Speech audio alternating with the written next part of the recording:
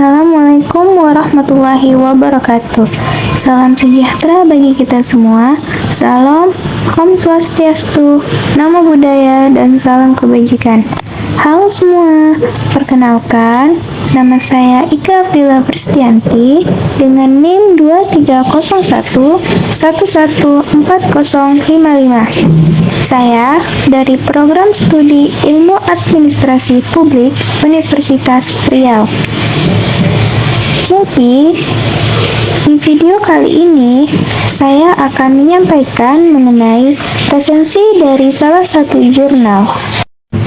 Jurnal yang akan saya resensi yaitu berjudul The Implementation of Good Public Governance in the Bureaucratic Arena in the Indonesia Ministry dengan penulis Nur Hanifah dan Diah Setianingrum. Tahun terbit 2021, penerbit Review of Integrative Business and Economic Research, keyword Birokrasi, Good Public Governance, Ministry of Manpower, Principal Indonesia. Dalam resensi jurnal kali ini, bagian-bagian yang akan saya bahas yaitu mengenai sinopsis, kelebihan, kekurangan, dan analisis kritis.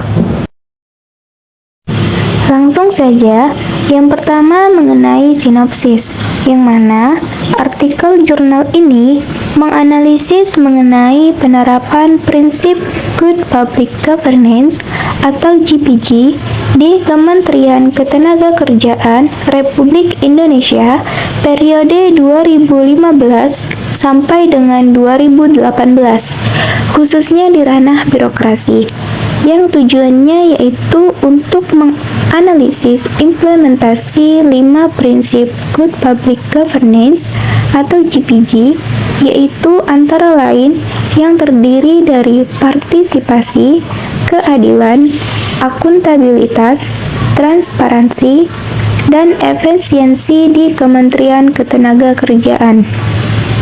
Penelitian ini juga memberikan rekomendasi yang strategis untuk meningkatkan kinerja dan implementasi Good Public Governance di Kementerian Ketenagakerjaan dengan melakukan benchmarking atau yang lebih akrab kita sebut dengan penolak ukuran atau proses pembandingan terhadap Kementerian Keuangan dan wawancara dengan pejabat yang terkait.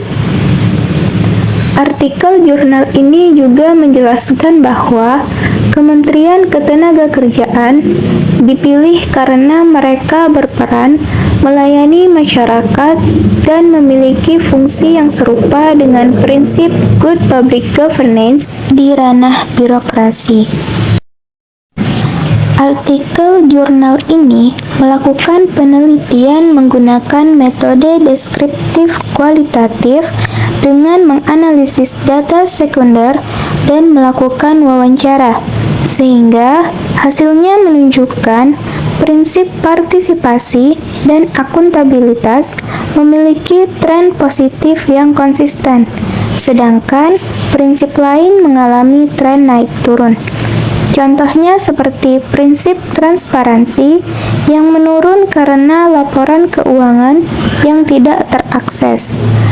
Selain itu, artikel jurnal ini juga memberikan rekomendasi yang strategis, antara lain dengan meningkatkan layanan pengaduan, pemanfaatan e-procurement atau proses pengadaan barang atau jasa pemerintah secara elektronik dan berbasis web atau internet, menerapkan akuntansi berbasis kinerja, serta menciptakan transparansi dengan penerbitan laporan keuangan secara berkala. Yang selanjutnya mengenai kelebihan. Beberapa kelebihan dari artikel jurnal tersebut yaitu yang pertama, mengangkat topik yang relevan dengan konteks saat ini, yaitu mengenai penerapan tata kelola pemerintahan yang baik atau good public governance di instansi pemerintah. khususnya di Kementerian Ketenagakerjaan, sehingga hal ini dapat meningkatkan kinerja birokrasi dan pelayanan publik. Yang kedua, membahas tentang konsep dan prinsip-prinsip good public governance secara teoritis, serta terdapat indikator-indikator yang digunakan untuk mengukur penerapan good public governance berdasarkan kerangka Indeks Pemerintah Indonesia atau AGI. Hal ini memberikan landasan yang kuat terkait analisis selanjutnya. Yang ketiga, melakukan penggambaran indikator dan membandingkan data, serta melakukan wawancara untuk mendapatkan masukan kualitatif, sehingga menjadikan pendekatan ini lebih komprehensif. Yang keempat, menghasilkan rekomendasi strategis yang dapat dilakukan Kementerian Ketenagakerjaan untuk meningkatkan implementasi good public governance berdasarkan hasil analisis dan benchmarking, sehingga memiliki implikasi terapan yang kuat. Dan kelebihan yang terakhir, artikel ini dapat memberikan kontribusi untuk peningkatan pelaksanaan good governance di birokrasi pemerintahan Indonesia secara umum, karena artikel ini memiliki konsep dan metode yang kuat serta relevan dengan isu saat ini, sehingga diharapkan memiliki manfaat yang baik. Resensi yang selanjutnya yaitu mengenai kekurangan. Beberapa kekurangan dari artikel jurnal tersebut antara lain yang pertama, artikel berhenti pada bagian hasil dan pembahasan tanpa memberikan kesimpulan secara spesifik mengenai hasil analisis yang telah dilakukan, sehingga tidak adanya kesimpulan yang jelas. Yang kedua, analisis yang dilakukan kurang mendalam karena hanya sebatas menampilkan tabel dan gambar tanpa menjelaskan secara rinci hasil temuan dari setiap indikator yang diukur. Yang ketiga, artikel lebih banyak mendeskripsikan metode dan hasil analisis, namun kurang mengkritik temuan-temuan tersebut serta memberikan saran atau implikasi kebijakan yang lebih mendalam. Yang keempat, sumber data dan metode penelitian tidak dijelaskan secara rinci mengenai jenis dan cakupan sampel, alat ukur yang digunakan, dan lain sebagainya. Yang kelima, artikel lebih bersifat deskriptif tanpa penjelasan mengenai kerangka pemikiran yang melandasi konsep dan indikator yang digunakan dalam penelitian. Dan bagian yang terakhir dari resensi jurnal kali ini yaitu mengenai analisis kritis. Analisis kritis dari artikel jurnal tersebut yaitu tujuan dari penelitian ini untuk menganalisis penerapan good public governance di Kementerian Ketenagakerjaan masih terlalu umum.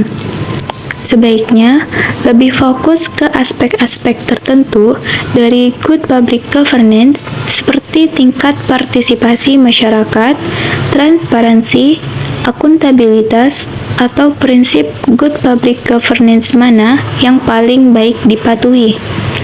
Dalam artikel jurnal ini, metode penelitiannya hanya menggunakan metode deskriptif kualitatif dengan menganalisis dokumen dan wawancara. Sampel wawancara yang digunakan juga hanya berupa pejabat di Kementerian Ketenagakerjaan saja, sehingga hasilnya bisa subjektif.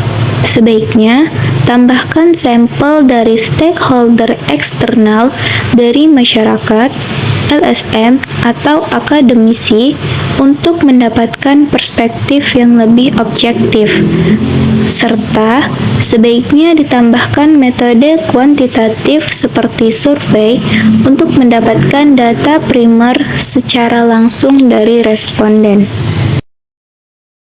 Selain itu, Teknik analisis data hanya membandingkan tren indikator penerapan good public governance saja, tanpa memberikan penilaian kualitas penerapannya, sehingga diperlukan adanya penilaian terhadap masing-masing indikator secara kuantitatif menggunakan skala penilaian. Artikel ini juga memberikan rekomendasi yang terlalu umum. Sebaiknya dibuatkan rekomendasi yang lebih rinci dan terukur untuk setiap aspek good public governance yang perlu ditingkatkan sehingga mudah diimplementasikan. Dan yang terakhir, dalam artikel ini tidak ada pembahasan mengenai kendala yang dihadapi kementerian dalam menerapkan good public governance, sehingga rekomendasi yang disarankan mungkin tidak realistis. Baiklah, mungkin hanya itu yang dapat saya sampaikan mengenai resensi jurnal kali ini. Saya berharap apa yang saya sampaikan pada video kali ini dapat bermanfaat bagi teman-teman semua. Saya akhiri. Wassalamualaikum warahmatullahi wabarakatuh dan sampai jumpa teman-teman semua. Terima kasih.